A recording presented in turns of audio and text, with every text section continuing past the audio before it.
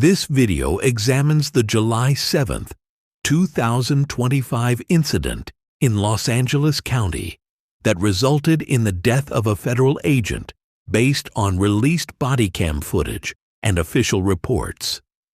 That would later shock investigators across the country. It didn't start with gunfire. It didn't start with a chase. It started with a security guard picking up a phone, a 911 call, a few calm sentences, and a warning that sounded simple but carried deadly consequences. "I've got a guy here with a gun," the caller told dispatch. "I was talking to him, and he showed me a loaded magazine."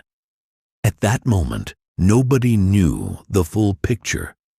Not the dispatcher, not the responding officers, and not the man at the center of it all, because within minutes, a federal agent would be dead, and the entire encounter would be captured on body-worn cameras.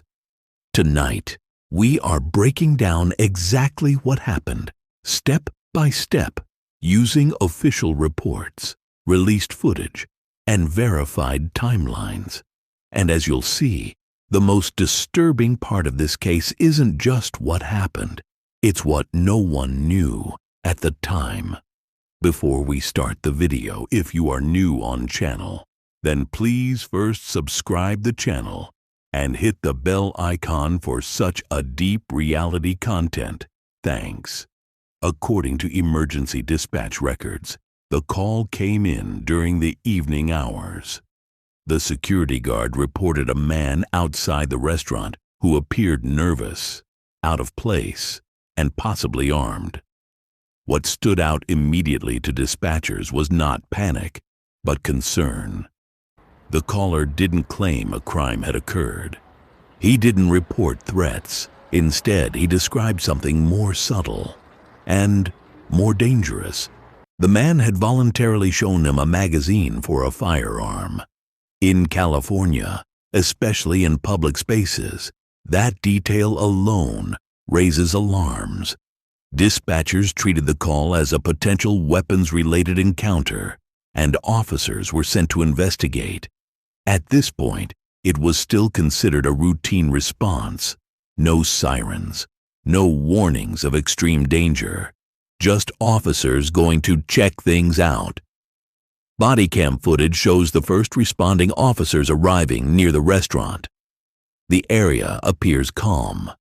People are still eating. Cars pass by. Nothing looks out of the ordinary. Officers approach cautiously, not aggressively. Their body language suggests they are expecting a conversation, not a confrontation. According to official statements, officers attempted to make contact and assess the situation. This is where timelines become critical, because within seconds, uncertainty turns into confusion. Commands are given, movement is interpreted, and decisions are made fast. What officers did not yet understand was that the man they were confronting was connected to federal law enforcement. That information would come too late. If everyone had known who he was, would this have ended differently? Bodycam footage shows officers slowing their pace as they spot the man described in the 911 call. He's standing outside the restaurant, not running, not hiding, just standing there. From the footage, there is no immediate sign of aggression. His hands are visible at times, then partially obscured as he shifts his stance. Officers begin issuing verbal commands, standard procedure in a potential weapons-related call. Their tone is firm, but controlled. At this moment, everything hinges on communication. According to official summaries, officers were attempting to determine who the man was, whether he was legally armed, and whether there was an immediate threat. But here's the problem.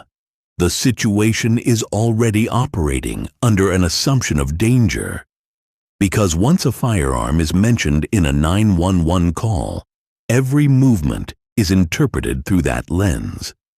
Was this a misunderstanding or a failure of information at the worst possible moment? As the interaction continues, Bodycam audio reveals overlapping voices, commands, questions, clarifications that never fully land. The man appears to speak, but his words are not immediately clear in the footage. Officers continue to reposition, creating distance, adjusting angles, watching hands. This is a textbook example of how seconds stretch under pressure. Investigators later noted that officers did not yet have confirmation of the man's background or occupation, and critically, they did not know he was a federal agent. That information was either unavailable at the time or not communicated quickly enough. By the time identities start to matter, the situation has already escalated. If identity is discovered after force is used, does it change the outcome or only the aftermath?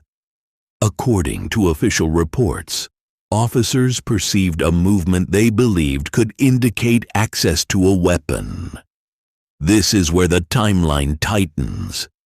Bodycam footage shows tension spike almost instantly. Commands become louder. Spacing changes. The tone shifts from investigative to defensive.